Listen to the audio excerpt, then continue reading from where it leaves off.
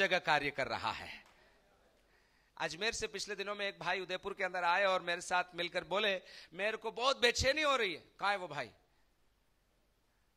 आप ही नहीं? यस, एक और जन। यस, आपने क्या बोला? वहीं से जोर से बोला। आपको किस बात की बेचैनी हो रही थी?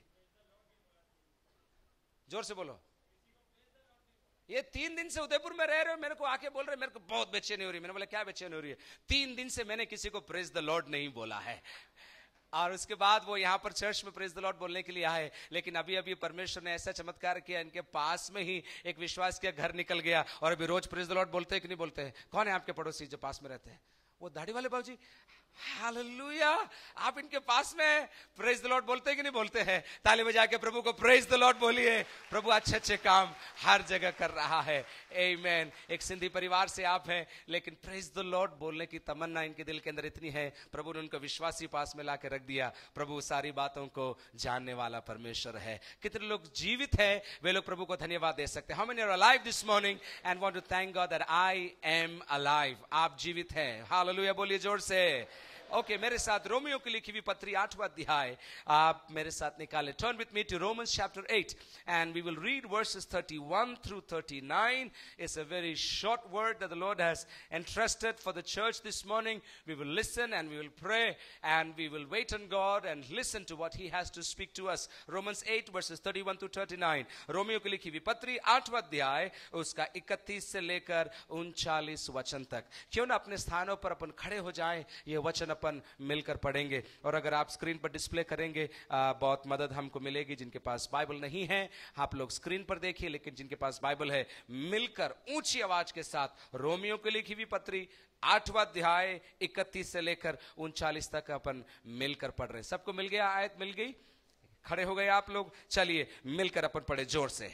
अतः हम इन बातों के विषय में क्या कहें? यदि परमेश्वर हमारी ओर है तो हमारा विरोधी कौन हो सकता है? जिसने अपने निज पुत्र को भी न रख छोड़ा परंतु उसे हम सब के लिए दे दिया, वह उसके साथ हमें और सब कुछ क्यों न देगा? परमेश्वर के चुने हुओं पर दोष कौन लगाएगा? परमेश्वर ही है जो उनको धर्मी ठहराने वाला है। 34 फिर कौन है जो दंड की आज्ञा देगा? मसीह ही है जो मर गया वरन मुर्दों में से जी भी उठा और परमेश्वर के दाहिनी ओर है और हमारे लिए निवेदन भी करता है। कौन हमको मसीह के प्रेम से अलग करेगा? क्या क्लेश या संकट या उपद्रव या अकाल या नंगाई या जोखिम या तलवार? जैसा लिखा है, तेरे लिए हम दिन भर घात किए जाते हैं, हम वध होने वाली भेड़ों के समान गिने गए हैं। परंतु इन सब बातों में हम उसके द्वारा जिसने हमसे प्रेम किया है जयवंत से भी बढ़कर हैं। क्योंकि मैं निश्चय जानता हूं, जोर से पढ़िए, न मृत्यु न जीवन न स्वर्गदूत न प्रधानताएं न वर्तमान न भविष्य न सामर्थ न ऊंचाई न गहराई और न कोई सृष्टि हमें परमेश्वर के प्रेम से जो हमारे प्रभु यीशु मसीह में है अलग कर सकेगी। जोर से हालेलुया बोलकर प्रभु के इस वचन के लिए धन्यवाद दीजिए। आमीन। आप लोग बैठ सकते हैं। प्रभु आपको बहुत बहुत आशीष देने पाए। परमेश्वर के प्रेम से हमें कौन अलग कर सकता है? What can separate us from the love of God? और पहले ही कह दूं, कलाम का लिखने वाला कहता है ऐसी कोई बात नहीं है जो आपको परमेश्वर के प्रेम से अलग कर सकती है। दो कहानियां पुराने नियम के अंदर से मैं आपको देना चाहता हूं और दोनों कहानियां संक्षिप्त में आपको सुनाऊंगा, लेकिन दोनों कहानियों की शुरुआत के अंदर मैं आपको कहना चाहता हूं, दोनों कहानियों के खलनायक ने एक ही कथन कहा, मेरे साथ ऐसा क्यों हो रहा है? मेरे साथ निकालिए उत्पत्ति की पुस्तक उसका 42 अध्याय। Turn with me to Genesis chapter 42 and we will listen to 2 short stories from the Bible and I will try my best to make them short so that you can understand what the word has to speak to us this morning. Chapter 42 and verses 36 42 का 36 के अंदर याकूब एक बूढ़ा आदमी हो गया है और उसकी जीवन के अंदर सब कुछ जो कुछ होना था हो गया है। अभी 36वीं आयत के अंदर याकूब कहता है, मैं आपको पढ़कर सुनाता हूं, आप मत पढ़िए। तब उनके पिता याकूब ने उनसे कहा, मुझको तुमने निर्वंश कर दिया है। देखो यूसुफ नहीं रहा और शिमोन भी नहीं आया और अब तक बिन्यामीन को भी ले जाना चाहते हो। ये सब विपत्तियां मेरे ऊपर आ पड़ी है। Why is this happening to me? ये सारी चीजें मेरे साथ ही क्यों हो रही है? ये सब विपत्तियां मेरे ऊपर आ पड़ी है। याकूब परमेश्वर के साथ चलने वाला एक जन था, प्रभु की बात मानता था, जहां जहां परमेश्वर बोलता था करता था। परमेश्वर उसको प्रतिज्ञा दी थी, आशीष दी थी, आशीष मिल गई, खूब बड़ा हो गया, खूब आशीष उसको मिल गई। लेकिन एक समय उसके जीवन के अंदर आया याकूब के अंदर कि जब उसके पास जो उसके बहुत प्रेम करने वाले बेटे थे उनमें से एक पहले चला गया और दूसरे बेटे को पकड़कर ले जाने की बारी आई। और जब दुश्मन नहीं, उसके खुद के बेटे उसके सबसे छोटे बेटे को लेकर शत्रु के हवाले करने के लिए आए, ये बुजुर्ग पिता चिल्लाकर रोने लगा और बोलने लगा, ये सब तुम मेरे साथ क्यों कर रहे हो? ये सब विपत्तियां मेरे ऊपर आ पड़ी हैं। इस प्रकार उसने चिल्लाकर अपने बेटों को बोला। लेकिन कोई रास्ता नहीं था, उसको अपना आखिरी बेटा भी बिन्यामीन को भी, कहानी बड़ी लंबी है लेकिन संक्षिप्त में बोल रहा हूं, सबसे छोटे बेटे को भी शत्रु के हवाले उसको वहां पर कर देना पड़ा। और बहुत निराश याकूब हो गया और बोलने लगा, क्या करूं? जो कुछ प्रभु ने बोला था, लग रहा था पूरा हो जाएगा, लेकिन अब पूरा होने वाला नहीं है। आज सुबह परमेश्वर के वायदे जो आपके पास बार बार आ रहे हैं, उसके बीच में शैतान परिस्थितियों के द्वारा, सर्कमस्टेंसेस के द्वारा, लोगों के द्वारा आपके कान और आपके जीवन के अंदर अविश्वास का बीज डालकर ये बोल रहा है, तेरी भलाई कहां गई? तेरी आशीष कहां गई? तुझे तो बोला था वो क्यों नहीं हुआ? क्या बात है? तेरे में कमी है या परमेश्वर में कमी है? तेरी प्रार्थना में शायद कमी होगी, तेरे जीवन के अंदर कमी होगी। ऐसे ही सोचकर याकूब ने चिल्लाकर बोला, बुजुर्ग अवस्था के अंदर ये सारी विपत्तियां मेरे ऊपर आ पड़ी है। लेकिन कहानी का अंत वहां पर नहीं होता है। कहानी का अंत इस प्रकार होता है। कहानी का अंत आज सुबह मैं किसी के साथ पढ़ रहा था, उत्पत्ति की पुस्तक 50 अध्याय के अंदर कहानी खत्म होती है और जिस बेटे को वो भेजता है उसका बड़ा भाई यूसुफ आशीष का कारण बन जाता है। मेरे साथ निकाली उत्पत्ति 50 का 20, इस प्रकार लिखा है, यद्यपि तुम लोगों ने मेरी बुराई का विचार किया था। बोलिए बुराई का विचार, चिल्लाकर बोलिए बुराई का विचार, जोर से बोलिए बुराई का विचार। Many times when we think that bad things are happening to us, that things are not going to our plan, things are not happening according to our statistics, according to our planning and strategy, remember God is at work behind those very things, those misfortunes or those mishappenings that you see mishappenings. God is at work. जब आपको लगता है मेरे खिलाफ सब कुछ हो रहा है, मेरे साथ बुरा हो रहा है, मेरे ऊपर विपत्तियां पड़ रही है, मेरे लिए सब कुछ नेगेटिव हो रहा है, जब आप सोचते हैं, आपको ये वचन याद रखना है। उसी निराशा के अंदर वही यूसुफ ने खड़े होकर बोला, तुमने जो बुराई मेरे लिए सोची उसके अंदर परमेश्वर ने न केवल मेरी भलाई करी लेकिन हजारों के लिए भलाई भी मेरे अंदर रख रखी थी परमेश्वर ने। आज सुबह आप सुन लीजिए, याकूब के समान पवित्र आत्मा से दिखाता है। आप बोलते होंगे मेरे साथ ही क्यों, ये विपत्ति मेरे पर क्यों आई, मैंने इस चीज का सामना क्यों किया, why did I face this, what is the wrong that I did? नहीं, सुन लीजिए, यदि आप परमेश्वर से प्रेम करते हैं, यदि आप परमेश्वर की बातों पर चलते हैं, सब बातें मिलकर भलाई ही को उत्पन्न करेंगी। ये आपके दिल के अंदर आज सुबह लिख लीजिए। और यदि सब बातें भलाई को उत्पन्न करेंगी तो आप ये आयत याद रखिए, जिस निराशा के अंदर, जिस बीमारी के अंदर, जिस तकलीफ के अंदर याकूब ने रो रो कर प्रार्थना किया, उसी तकलीफ के अंदर से परमेश्वर ने ऐसी चीज खड़ी कर दी जिसके कारण ये बोलने पाया, जिसके लिए तुमने मेरे बुराई का विचार किया था परंतु परमेश्वर ने उसी बात में भलाई का विचार कर दिया है। सब लोग बोलिए जोर से, बुराई का विचार और उसी के अंदर से भलाई का विचार। कभी किसी के साथ यहां पर बुरा हुआ है?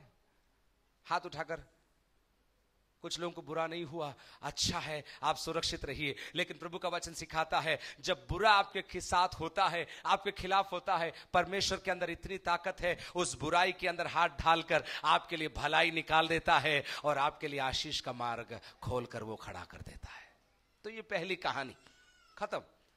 पहली कहानी के अंदर बुजुर्ग याकूब बोल रहा है मेरे ऊपर विपत्तियां आ पड़ी है, मेरे ऊपर इतनी निराशा क्यों आई। लेकिन उसी के कुछ साल के बाद उसको मालूम नहीं था ईश्वर क्या कर रहा है, उसको मालूम नहीं था परमेश्वर क्या ऑर्केस्ट्रेशन पीछे से कर रहा है। वो तो विपत्ति के कारण रो रहा था, लेकिन परमेश्वर सब बातों को जानने वाला परमेश्वर उसके लिए एक उत्तम और उज्जवल भविष्य तैयार कर रहा था। और उसके बाद परमेश्वर ने बोला इसके अंदर से मैं यूसुफ को खड़ा करूंगा जो न केवल वो बचेगा लेकिन हजारों को बचाने वाला बन जाएगा।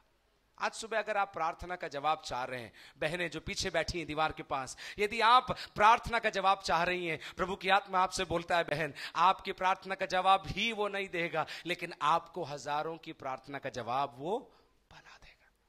स्वार्थी आशीष की तमन्ना ही मत करिए, आप इतनी ही प्रार्थना मत करिए प्रभु तू मुझे बचा ले। आज सुबह आपकी प्रार्थना बदलकर प्रभु को धन्यवाद दीजिए, बोलिए प्रभु इस समस्या के लिए, इस दुर्घटना के लिए, इस बात के लिए जो मेरे साथ हुई, तेरा धन्यवाद क्योंकि इसके अंदर से मेरे लिए तू भलाई उत्पन्न करने जा रहा है और मेरी ही नहीं हजारों की भलाई तू उत्पन्न करने जा रहा है। दूसरी कहानी एक महिला की है और वो भी पुराने नियम के अंदर से, रूत की पुस्तक पहला अध्याय के अंदर 21वीं आयत के अंदर एक और बुजुर्ग महिला, उसका नाम नयोमी है। सुंदर स्त्री उसका नाम का अर्थ है। और जब वो अपने गांव में लौटकर आती है सब लोग उसको बुलाकर बोलते हैं नयोमी नयोमी, सुंदर स्त्री। वो बुजुर्ग मां चिल्लाकर बोलती है मुझे सुंदर मत बोलो, मुझे सुंदर मत बोलो, मुझे कोमल मत बोलो, क्योंकि मैं सुंदर थी लेकिन परमेश्वर ने जो कुछ मेरे साथ किया है उसके कारण मैं मुरझा गई हूं, मैं कुम्हला गई हूं, मेरे साथ बहुत कुछ खराब हुआ है। ऐसे बोलने वाली एक स्त्री थी नयोमी। निकालिए रूत की पुस्तक उसका 1 अध्याय उसकी 21 आयत में आप पढ़ लीजिएगा, वहां पर इस प्रकार लिखा है, now we find another lady and this is Naomi and she is returning from the enemy territory and coming back to Bethlehem. And when she comes back, people come and say, oh, she's Naomi. And she says, don't call me Naomi, call me Mara, because I have been bitter and the experiences of my life have made me bitter. जो कुछ मेरे साथ हुआ, और आपको मालूम है Naomi के साथ क्या हुआ, उसका पति शांत हो गया, उसके 2 बेटे थे, एक के बाद एक शांत हो गए, वो अकेली रह गई और वो और उसकी 2 बहुएं, 3 विधवाएं एक ही घर में रह रही थी। उसके बाद एक विधवा अपने बेटी वो अपने घर चली गई। अब नयोमी रूत को लेकर वापस बेथलेहम के अंदर आई है, दुख के अंदर, निराशा के अंदर, और वो बोल रही है मुझे देखो मत, मुझे सलाम मत करो, मेरे घर मत आओ, मुझसे पूछो मत मेरी हालत कैसी है, मुझसे पूछो मत मेरे साथ क्या हो रहा है, मुझसे मत पूछो, मेरे बारे में कमेंट मत करो, मेरे बारे में लोगों को मत बोलो मेरे साथ क्या हो रहा है। लेकिन इस निराशा की घड़ी के अंदर उसी नयोमी के लिए परमेश्वर परिस्थितियां बदलता है और रूत को खड़ा कर कर उसी रूत से प्रभु यीशु मसीह की वंशज को पैदा करता है। रूत का विवाह बोअज के साथ होता है और वो बोअज प्रभु यीशु मसीह का आदि पिता बनता है। आज सुबह मैं आपको एक ही सवाल पूछना चाहता हूं, ऐसी कौन सी बात है जो आपको चुनौती दे रही है, ऐसी कौन सी बात है जो आपको परेशान कर रही है, ऐसी कौन सी परिस्थिति है जो आपको चुनौती देकर ललकार रही है और कह रही है नहीं तेरे साथ ये बुरा हो रहा है। प्रभु के वचन से हम आपको सिखाना चाहते हैं, मजबूत करना चाहते हैं। रोमी 8 के अंदर वापस आइए, ये दोनों कहानियों के बाद 31 के अंदर लिखा है जब परमेश्वर आपकी ओर है आपका विरोधी कौन हो सकता है। Number 1, as we study these 2 incidents and as we study Romans 8, we need to realize that if God is for us, nobody can be against us. आपको कोई जानता नहीं होगा, इस चर्च में कोई जानते नहीं होंगे, इस शहर में कोई जानता नहीं होगा, लोग आपकी मदद के लिए तैयार नहीं होंगे, लेकिन प्रभु यीशु मसीह का वचन आपके पास आज सुबह आ रहा है, यदि प्रभु आपकी ओर है आपका विरोधी कोई भी नहीं हो सकता है। आज पहली बार आप इस भवन के अंदर आए होंगे, आप सारी बातें जानते नहीं होंगे, लेकिन हम आपको यह कहना चाहते हैं, अगर प्रभु यीशु आपके साथ है, अगर प्रभु यीशु की उपस्थिति आपके साथ है, आपके विरोधी कोई भी परिस्थिति नहीं हो सकती है। और अगर आज सुबह तकलीफ और मुसीबत की आंधी आपके तरफ आ रही है और आपको लगता है मेरे साथ ऐसा क्यों हो रहा है, आप निश्चिंत खड़े हो सकते हैं, क्योंकि नाव का चलाने वाले आप नहीं, नाव का चलाने वाला पृथ्वी का सृजनहारा परमेश्वर, सृष्टिकर्ता परमेश्वर है, वो आपकी नाव में है। और यदि वो आपकी नाव में है, आपकी नाव को वो डूबने नहीं देगा। हाथ उठा के धन्यवाद आज सुबह आप लोग दीजिए। बोलिए मेरे साथ प्रभु यीशु मसीह है, बोलिए जोर से। इसीलिए मैं डूबूंगा नहीं, निराश नहीं होऊंगा और मैं आशीष को देखूंगा। तो पहली बात, परमेश्वर आपके साथ है, गॉड इज विथ यू। आप अपने आप के दिल के अंदर लिख लीजिए, आपकी परिस्थितियों में लिख दीजिए, आपकी दीवारों में लिख दीजिए, मैं अकेली नहीं हूं, मेरा परमेश्वर मेरे साथ है।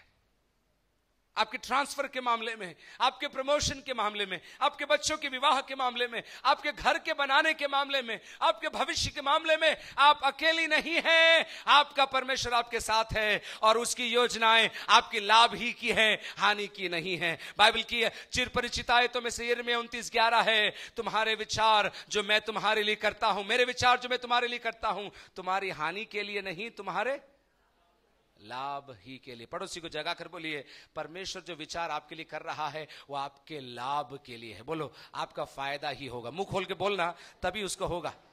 अगर मुंह खोल के नहीं बोलोगे तो भला कैसे होगा?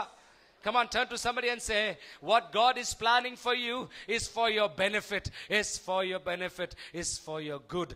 आपके लाभ के लिए ही है, आपके फायदे के लिए। शैतान बोल रहा है नहीं, बिल्कुल नहीं, इससे कोई लाभ नहीं होगा, इससे कोई फायदा नहीं होगा। क्या समझ रखा है, क्या है ये, क्या है ये चीजें? लेकिन आपको आज सुबह याकूब याद दिला रहा है, नयोमी याद दिला रही है, कैसे भी परिस्थिति हो परमेश्वर उसके अंदर से मेरा लाभ खड़ा कर सकता है। दूसरी बात, उसी के आगे 32वीं आयत के अंदर लिखा है, और यहीं पर बोलकर मैं बंद करूंगा क्योंकि मैं आपके साथ आज सुबह प्रार्थना करना चाहता हूं। इसमें लिखा है, यदि परमेश्वर ने अपना निज पुत्र नहीं रख छोड़ा आपको बचाने के लिए, बहनों भाइयों, आपको मौत से बचाने के लिए, आपको पाप से बचाने के लिए, 32वीं आयत दिखाई है वर्स 32, आपको पाप से बचाने के लिए, आपको निराशा से बचाने के लिए, आपको मृत्यु से बचाने के लिए, आपको अंधकार से बचाने के लिए, आपको मृत्यु, अनंत मृत्यु से बचाने के लिए यदि परमेश्वर ने अपना निज पुत्र नहीं छोड़ दिया तो फिर बाकी सारी चीजें वो आपको क्यों ना देगा।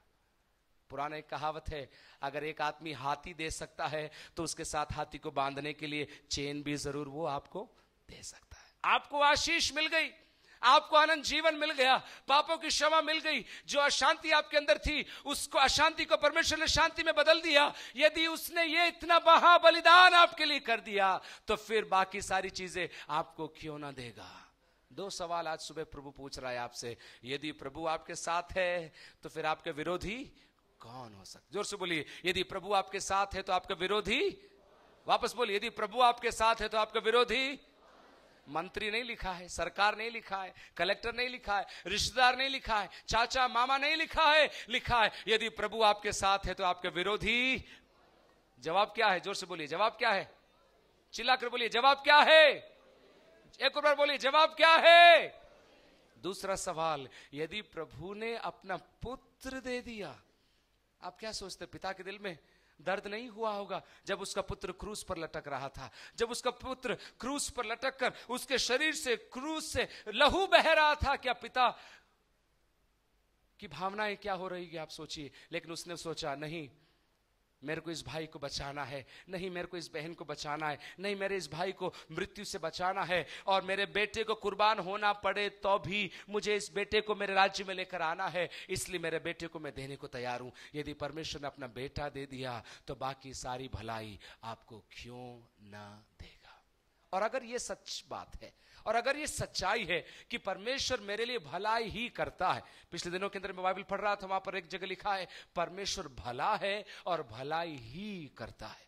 इसलिए मैं सुबह वो चरित्र के विषय में बोल रहा था कि अगर परमेश्वर भला है और भलाई ही करता है, और यदि फिर भी आपके जीवन के अंदर निराशाजनक, आपत्तिजनक, मुश्किल खड़ी करने वाली परिस्थितियां आपके जीवन में आ रही हैं और आपके अंदर ये सोच हो रहा है अगर प्रभु भला है तो मेरे साथ ऐसे क्यों हो रहा है, अगर आप ये सोच रहे हैं, आपको आज याद दिलाने के लिए प्रभु की आत्मा ये वचन बोल रहा है। वो बोलता है यदि प्रभु आपके साथ है, आपका विरोधी कोई नहीं हो सकता। दूसरी बात, यदि प्रभु ने अपना पुत्र दे दिया आपके लिए, तो बाकी सारी वस्तुएं भी उसके साथ साथ आपको जरूर और जरूर वो प्रदान करेगा। आपकी जरूरत आज सुबह क्या है? संदेश खत्म हो गया, क्योंकि मैं ज्यादा बोलना नहीं चाहता। आज मैं आपके साथ प्रार्थना करना चाहता हूं और ये पूछना चाहता हूं, आपके जीवन के अंदर की परिस्थितियां क्या है? प्रभु आपके साथ है क्या? अगर प्रभु आपके साथ नहीं है, आपके साथ कितने भी शक्तिशाली लोग हों, वो निराश कर देंगे, आपकी नैया डूब जाएगी। लेकिन आपके साथ कोई भी नहीं है और परमेश्वर आपके साथ है, तो आप हिम्मत से खड़े होकर कह सकेंगे, धन्यवाद प्रभु, मेरे साथ प्रभु है, मैं खड़ा रहूंगा, मैं देखता रहूंगा, मेरे शत्रुओं का अंत में देखूंगा और मेरे प्रभु की महिमा मैं करता रहूंगा। लेकिन प्रभु आपके साथ होना जरूरी है। दूसरी बात, कि आपको ये भरोसा है क्या? सचमुच आप विश्वास करती हैं क्या बहनों? सचमुच आप विश्वास करते हो क्या? यदि पिता ने अपना बेटा मेरे लिए दे दिया, चलिए मैं आपको समझाता हूं, विशेषकर जो पहली बार आए उनके लिए मैं ये बोल रहा हूं, आपके पापों के प्रायश्चित के लिए, मेरे पापों के प्रायश्चित के लिए प्रभु यीशु मसीह जो स्वर्ग में परमेश्वर थे, देहधारी होकर 2000 साल पहले पृथ्वी पर आए और पृथ्वी पर मेरे पापों को उठाकर क्रूस पर वो मर गए। आपने क्रॉस देखा होगा, और उन क्रूस पर उनके मरने के द्वारा मेरे जितने भी जन्मजात के, जितने भी कर्मकांड के जो पाप थे, मेरे पाप को उन्होंने क्रूस पर ले लिया, और जब मैं उन पर विश्वास करता हूं, मैं उद्धार पा जाता हूं। इतना महान कार्यक्रम परमेश्वर ने आपके लिए और मेरे लिए कर दिया। आज सुबह अगर आपको सबसे बड़ी चिंता यह है, मैं मरने के बाद कहां जाऊंगी, मेरी आत्मा कहां जाएगी, बाइबल साफ साफ सिखाती है, बाइबल साफ साफ बताती है कि अगर आप प्रभु यीशु मसीह पर विश्वास करेंगे, आप मर भी जाएंगे, आप मरेंगे नहीं, हमेशा के लिए आप जिंदा रहेंगे। यह है सुसमाचार। मौत के बाद भी जिंदगी, निराशा में भी आशा, मुश्किल के अंदर भी, घोर अंधकार के अंदर भी परमेश्वर की दिव्य ज्योति आपके लिए तैयार है, यदि ये दोनों बातें, यदि परमेश्वर आपके साथ है। दूसरी बात, यदि आप ये जानते हैं मेरे लिए यीशु मर गया, मेरे लिए यीशु गाड़ा गया, मेरे लिए यीशु तीसरे दिन जी उठा, अगर आपके दिल के अंदर ये बात आ गई, फिर आप किसी भी चीज के सामने हंसते हुए आप सामना करके कह सकते हैं, मुझे चिंता नहीं है, मैं ये जानता हूं मेरे को पिता ने यीशु दे दिया, तो उसके बाद ये नौकरी, ये आशीष, ये गाड़ी, ये घोड़ा, ये सारी चीजें छोटी है, सबसे बड़ी चीज मेरे को मिल गई, बाकी चीजें मेरे को समय पर मिलती चली जाएंगी। ये विश्वास। इसलिए रोमियो को लिखने वाला आगे कहता है, जो अंत में मैं वापस आपको पढ़कर बोलना चाहता हूं, आप भले बाइबल ना खोले, वहां इस प्रकार लिखा है, कौन हमको मसीह के प्रेम से अलग करेगा? क्या क्लेश, क्या संकट, बहनों भाइयों, क्या उपद्रव, जवान लड़कों अकाल, नंगाई, जोखिम, तलवार? नहीं, कोई भी चीज आपको परमेश्वर के प्रेम से अलग नहीं कर सकेगी, यदि आप परमेश्वर के साथ चल रहे हैं। आपके लिए ऐसा नहीं लिखा है कि तुमको कोई दुख नहीं होगा। यशायाह 53 पढ़िए, 43 पढ़िए, क्षमा करिए, वहां पर इस प्रकार लिखा है, जब तू आग में से होकर जाए, जब तू जल में से होकर जाए। इसका मतलब मुश्किल और परेशानी आपके और मेरे जीवन के अंदर जब तक अब आप और मैं हाड़ और मांस में हैं, समस्याएं, बीमारियां, तकलीफें, चुनौतियां आएंगी, लेकिन परमेश्वर ये बोलता है चुनौतियां आएंगी, उसकी गारंटी है, लेकिन उससे भी बड़ी गारंटी है, मैंने तुम्हारे हाथ को पकड़ के रखा है, इसके अंदर से मैं निकालकर तुमको आगे और बाहर लेकर जाऊंगा। प्रभु की यह प्रतिज्ञा आपके लिए है। It is the promise of God that whatever the circumstances in your life may be, he will carry you through। आज सुबह आप निश्चिंत हो जाइए, आपकी शंका को आप शंका करने लग जाइए। जो शक आपके अंदर पैदा होता है वचन के बारे में, प्रतिज्ञाओं के बारे में, भविष्य के बारे में, उनके ऊपर शक करने लग जाइए और बोलिए, मैंने विश्वास प्रभु पर किया है, मैंने विश्वास प्रभु के वचन पर किया है, कुछ भी हो जाए मैं डरूंगी नहीं, मैं हिलूंगी नहीं, मैं घबराऊंगा नहीं, मैंने विश्वास प्रभु के वचन पर किया है, मर भी जाऊं तो भी कोई बात नहीं, मेरा वचन जो प्रभु ने मुझे दिया है वो पूरा होकर ही रहेगा, पूरा होकर ही रहेगा। आपको मालूम है, इब्राहिम को परमेश्वर ने बोला, तेरे को इतनी संतान दूंगा, इतनी संतान दूंगा कि तू गिन भी नहीं पाएगा, लेकिन उसको एक ही लड़का हुआ वायदे के। घबराए नहीं, उसने प्रभु से रात को नहीं पूछा, प्रभु तूने तो बोला था इतने बेटे मेरे को देगा, लेकिन एक ही बेटा हुआ, क्या बात है। उसको मालूम था जिसने जो बोला है उसके पास वो ताकत है कि वो पूरा कर सकेगा। अगर मेरे को आकर कोई बोले मैं आपके लिए ये काम करके दूंगा, मैं आपके लिए, और यदि उसके पास वो ताकत नहीं है तो मैं विश्वास नहीं करूंगा उसके ऊपर।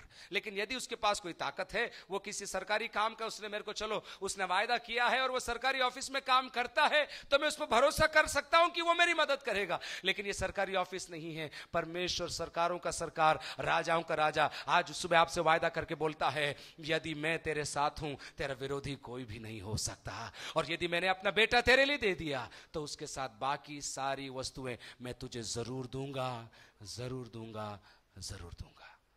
तो फिर हमारा रवैया कैसा होना चाहिए? भजन 119 के अंदर 2-3 आयतें लिखी है। मैं पढ़ने से भी डरता हूं, लेकिन आपको पढ़ाना जरूर चाहता हूं ताकि मिलकर अपन प्रभु के वचन सीख सकें। वहां इस प्रकार भजनकार भजन 119 के अंदर कहता है, अच्छा हुआ कि मैं दुखित हो गया। बोल सकते हैं अपन साथ में? बोले अपन लोग, बोलिए, अच्छा हुआ कि मैं दुखित हो गया। क्यों अच्छा हुआ? मैं नहीं बोलूंगा, आपको वचन से पढ़ के सुनाता हूं। निकालिए भजन 119,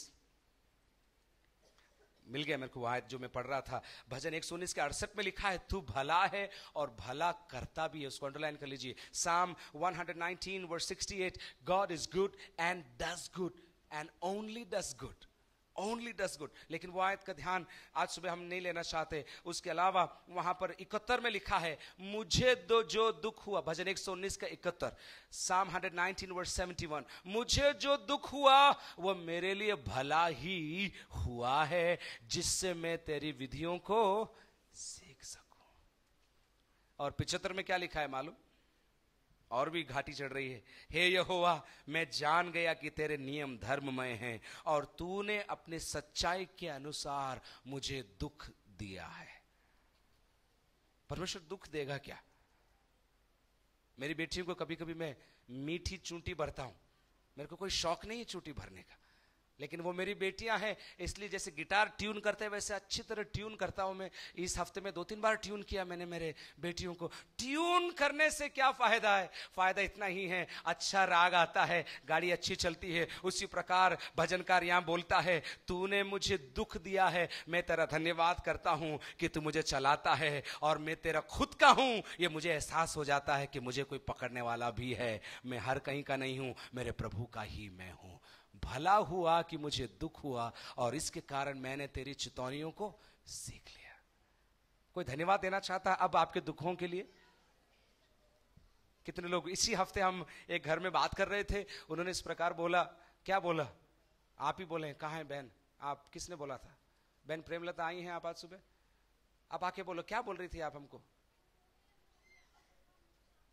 जो हो गया अब भगवान मुझे शांति देगा। ठीक है, लेकिन एक और लाइन आपने बोली जिसके कारण ये मैं मजबूर हो गया वचन सीखने के लिए और बोलने के लिए। एक और चीज आपने बोली, अगर हमें ये दुख याद, आप भूल गई, मैं आपको याद दिलाता हूं। बहन प्रेमलता आपने क्या बोला? अगर हमको ये दुख नहीं होता तो हम परमेश्वर के पास नहीं आते। ये बात इन्होंने बोली और उस बात के लिए मैं परमेश्वर को धन्यवाद देना चाहता हूं। कितने लोग बोल सकते हैं, मेरे जीवन के अंदर जो विपत्ति आई, मुश्किल आई, परमेश्वर ने उसको मेरे को भलाई में बदल कर दिया है, भलाई में बदल कर दिया।